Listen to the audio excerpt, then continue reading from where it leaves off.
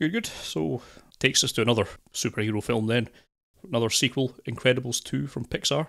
Do you remember the 14-year-old Incredibles? Would you like to see more of it? Then, boy, do I have just a film with you with Incredibles 2. We rejoin the Parr family, still committed to breaking the Sokovia Accords by using their superpowers for great justice, with Craig T. Nelson's Bob, Mr. Incredible, still causing as much damage as those he's trying to stop. As such, the government takes a dim view of their antics and shuts down the superhero relocation programme they're in, which turfs them out on the street, a Mankey hotel, which is close enough, I suppose. Sucker is delivered when Samuel L. Jackson's Lucius Frozone Best informs Bob and Holly Hunter's Elastigirl Helen of a possible way back to public acclaim.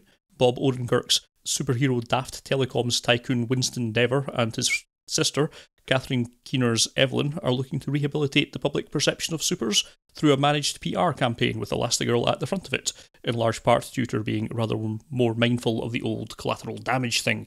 They agree, but that does leave Bob back at their swanky new pad, looking after their superpowered children, Sarah Vowell's vanishing, force-projecting Violet, Huckleberry Milner.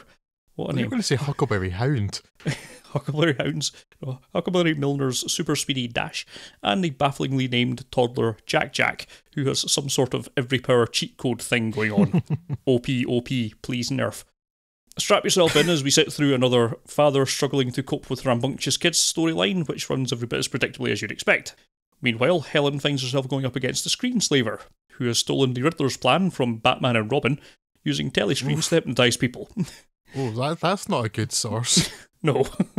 The statute of limitations, that is definitely not yet expired. This leads her into a plot to turn the world irrevocably against supers at just the moment Winston will use to convince leaders to welcome them back to society again, which the family must band together to stop. Now, normally, when I can't think of much to say about a film, I'll just vamp and jazz hands my way up to fill 5 minutes and call it a day. But in this instance, I'll keep it to a minimum. I rather enjoyed this, and I seem to recall rather enjoying the first film, but I've not thought about The Incredibles once in the 14 years since I saw it, and I'm sure I won't be thinking of this much in the future either. It looks pretty good. I really do like the art style they've used, and continuing from the first film, it looks very good. It's often quite funny. It handles its action scenes pretty well. Plot-wise, it's just about serviceable, and it's kind of papered over by the characters, who are charming enough to make up for how predictable it is. But you really do have to wonder why this well was returned to 14 years after the fact, when it just doesn't seem to have any particular tale to tell, and it's a real step down from Coco, although I suppose most films are. Yes. So, it's an enjoyable summer release, and it's very entertaining, and of very little other merit, but, well, sometimes that's enough. I'm not moved or touched or otherwise emotionally affected by the piece, but, well, that's enough sometimes. Watch it out of 5. It's fine, but it's not a patch on even Ant-Man, so, yeah.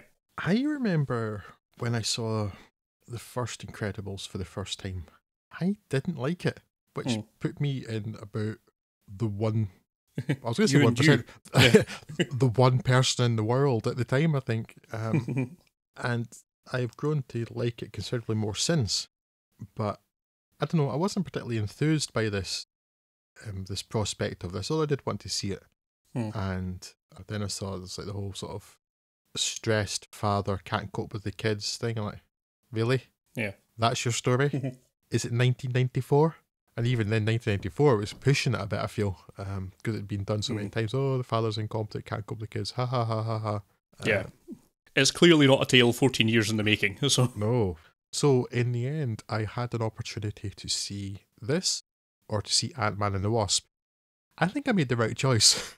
I don't know, just underwhelmed by the prospect of this.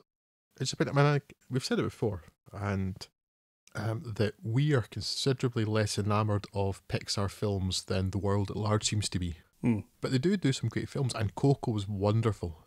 Just a truly beautiful film, and I love the Toy Story films. But I don't know, they do, after all of their protestations about only doing sequels if they really thought they had a really good story to tell, and I'm like, yeah, I've seen all 3 Cars films. How do you explain Cars 3 and also compensate me for Cars 3, you gits? But yes, I don't know. I don't think Pixar have quite the same... As I said, they don't have the same magic that other people think they do, but I think they do have that magic when they do a really good thing. I just don't think that they have that sort of magic touch, everything that so many other people think they have. So I don't know. I'll catch up with this at some point, I imagine, but just not hugely enthused by the prospect of it. No, certainly not as a priority. It's perfectly fine. I enjoyed watching it, but I will not think of this at all ever again. I'm fairly sure. So